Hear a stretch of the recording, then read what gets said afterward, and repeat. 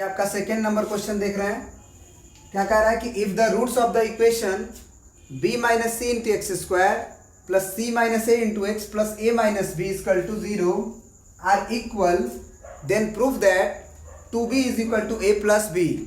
देखो ये भी प्रूफ करने के लिए बोलता है और साथ ही साथ ये नहीं बोल के ये भी बोलता है कि अगर इस क्वाड्रेटिक इक्वेशन के रूट्स अगर क्या है आपस में इक्वल है तो आप प्रूफ करो कि ए बी सी आपस में क्या है एपी में, a b c are in AP arithmetic progression.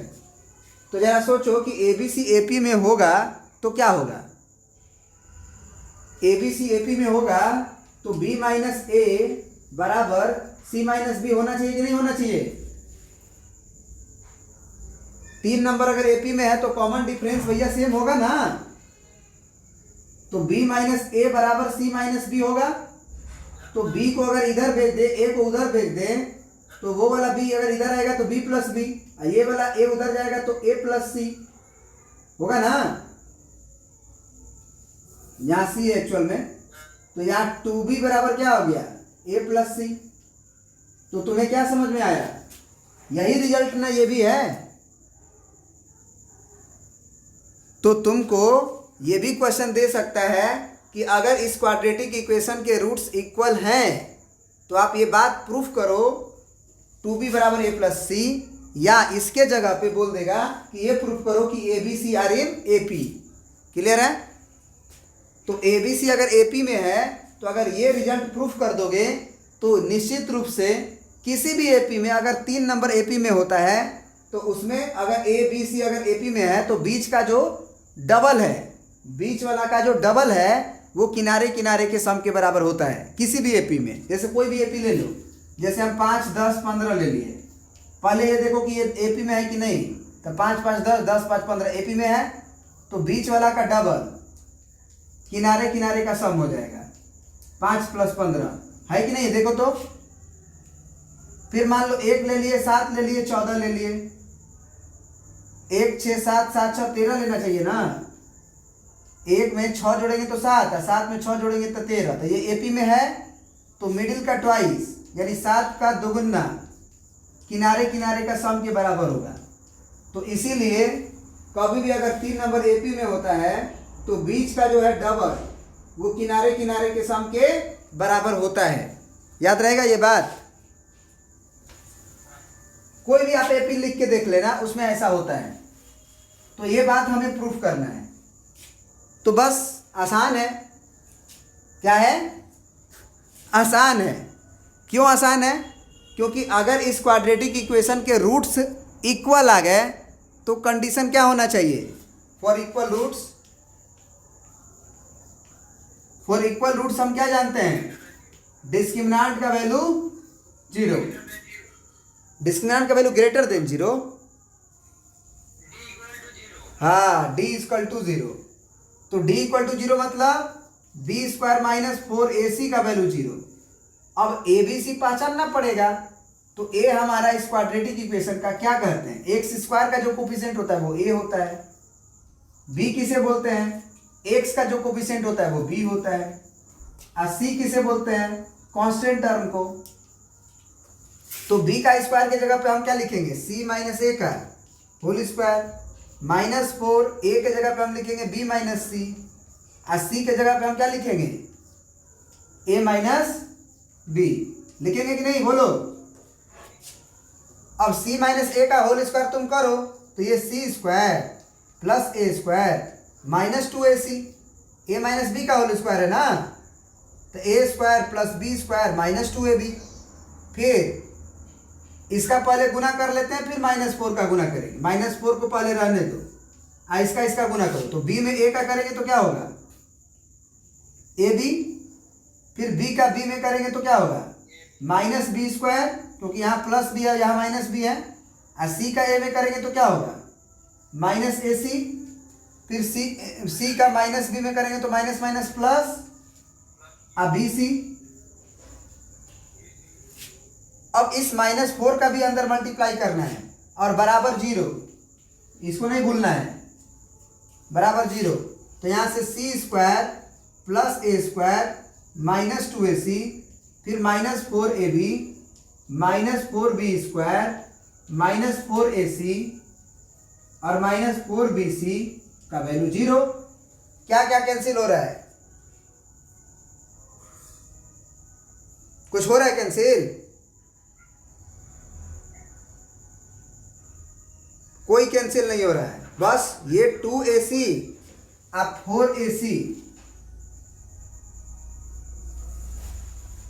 4ac cancel नहीं ना होगा कोई? क्या कुछ गलती की है क्या?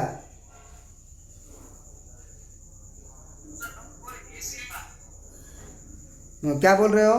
1 मिनट।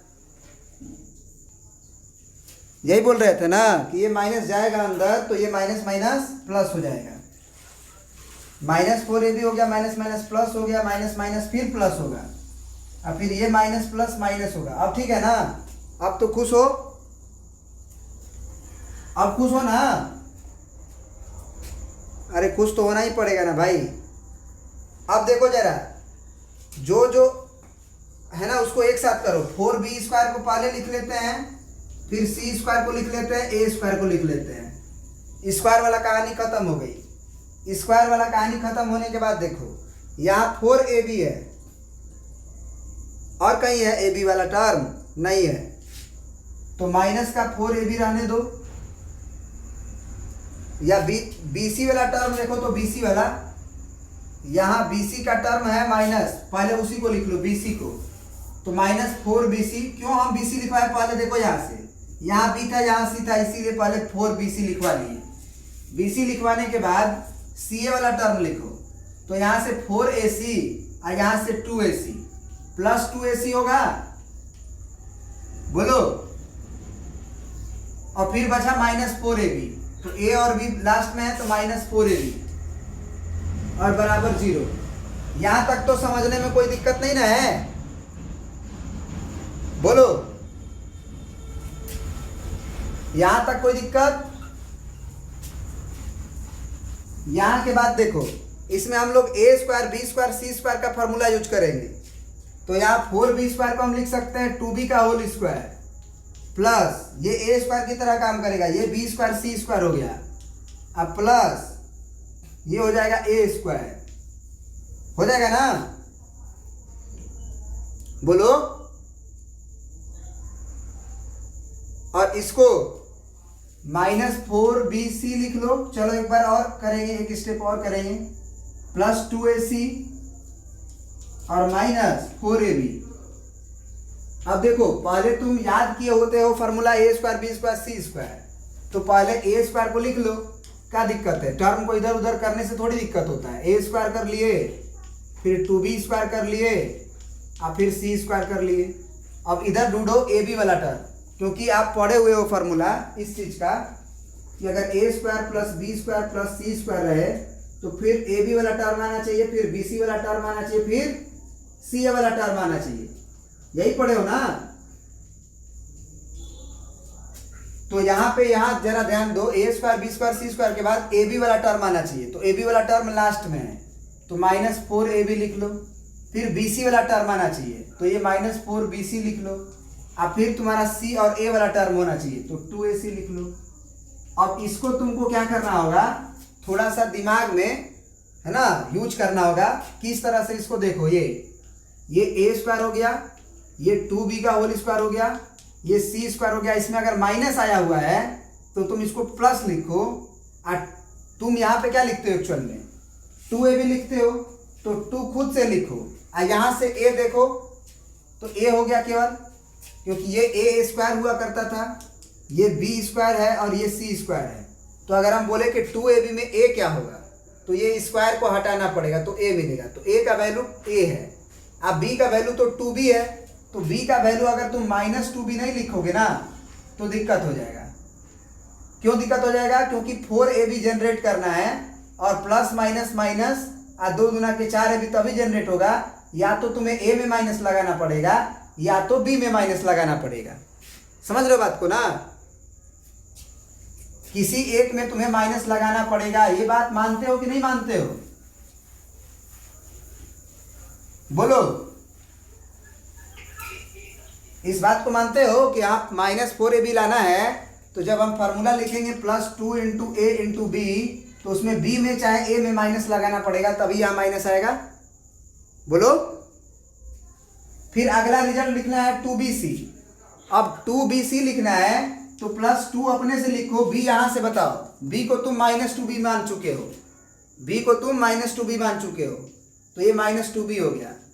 और सी को तुम क्या माने हुए हो? सी ही माने हुए हो, तो इसका गुना होके ये आना चाहिए। तो 2 दूना के 4 bc माइनस में आ रहा है कि नहीं आ रहा है? बोलो, आ रहा है ना। और फिर प्लस में क्या लिखोगे?